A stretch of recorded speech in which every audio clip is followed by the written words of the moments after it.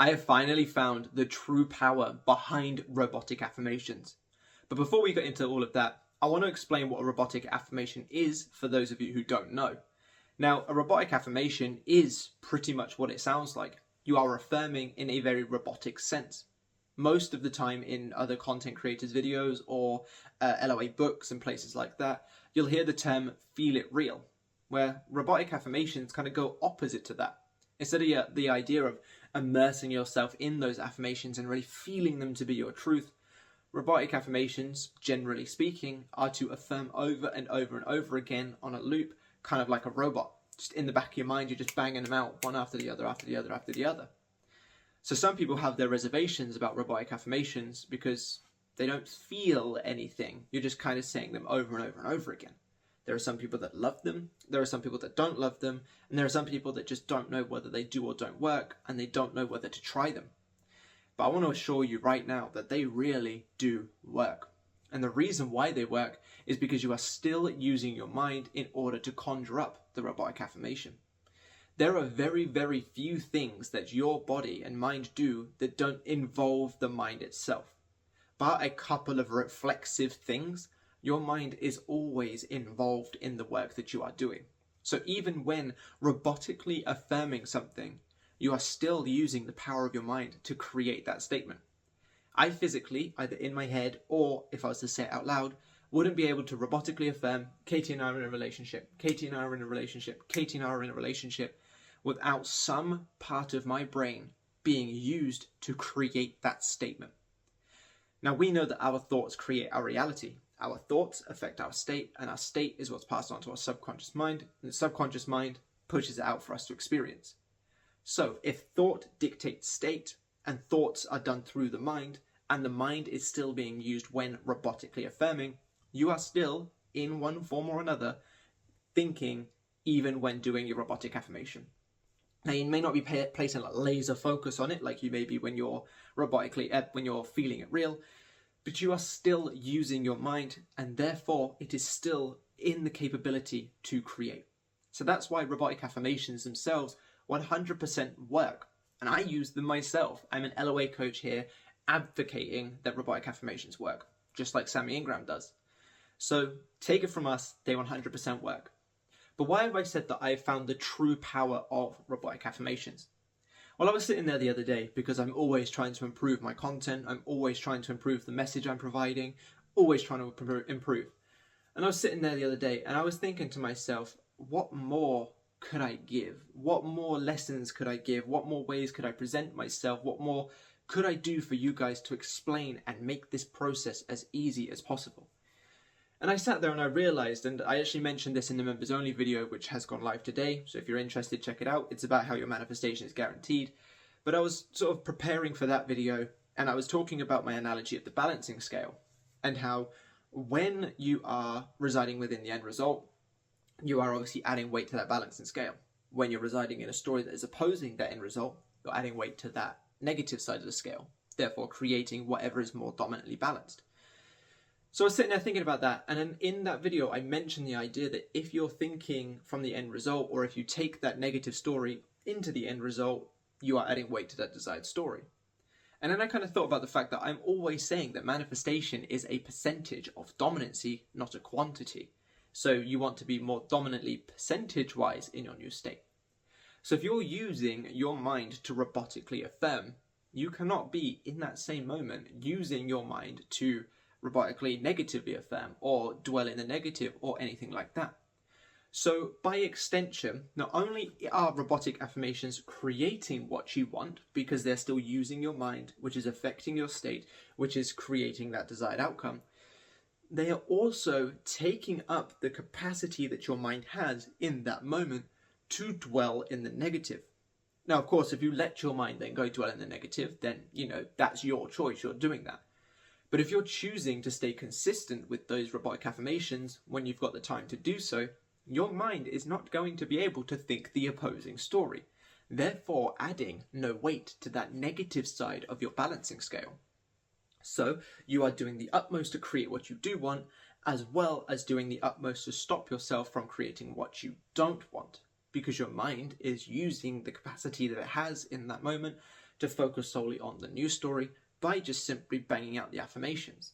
So even if, and I'm saying this as like an if, this isn't true, but even if robotic affirmations did not work, they are still stopping you from thinking from the old story, therefore stopping you from creating that old story. Which means even if robotic affirmations didn't work, when you chose to do your feeling it real affirmations or your visualizations or things like that, you're going to tip that balance toward what you want, because the robotic affirmations have been cancelling out and stopping the negative thoughts. Therefore, the feeling it real affirmations can finally tip you over that balance. Now, take all of that into consideration, but incorporate the fact that robotic affirmations 100% work. You now have the recipe of creating what you don't want, while the robotic affirmations are stopping you from creating what you don't want. It's a win-win. And this is why I think that people like Sammy and Graham, like myself, have such good success, and the people that follow us, generally speaking, have such good success. Because what we are advocating is a method that creates what you want and stops you from creating what you don't want. Now, the way that I personally use robotic affirmations is when I am busy doing something, but my mind still has some capacity to work. What I mean by that is when I'm doing my coaching emails or doing my coaching video calls, I'm paying attention to what I'm saying. My brain is being used and I'm being locked in to that email or that coaching call. Therefore, there's no room for the old story anyway. There's no room for manifestation work anyway, because my mind is locked in on that thing I'm doing, which is great. If you're ever locked in on something, let yourself be, because that way you're not creating more of that negative story. And if anything, you're actually allowing the universe and your subconscious mind to make things work. Just a little side note, you've probably had it where you've taken your mind off of something, and then when you've gone back to it, that thing's happened. You go to the gym, you really just smash out a good workout, you go home, there's a text, or there's a new payment, or there's that email from the people that you're waiting for. This is because you're allowing things to flow. So whenever you're engaged in something, let yourself be engaged in something, just like I do when I'm doing my emails or when I'm working out or whatever. But those moments when I'm doing something, but my mind is still able to be used, in those moments, I will use robotic affirmations because A, I'm creating what I want with them. B, I am stopping myself from creating what I don't want. An example, while I'm washing up. Now, my sink is placed in front of a wall. Usually, the sink is supposed to be placed in front of a window, but for some reason, that's just not how our one is built. So when I'm washing up, I'm quite literally just staring at a blank wall. That gives my mind a lot of time to go into any kind of stories that it desires to. I could go into stories of me getting in arguments with someone, me losing all my money or whatever. There is an infinite amount of negative potentials that I could go into, just like there is an infinite amount of positive potentials I could go into. So what I do is I just decide a desire. Most of the time it's the growth of my business and money, because my family life and relationship is already where I want it to be. But I'll decide a desire, and I'll just robotically loop affirmations in my head.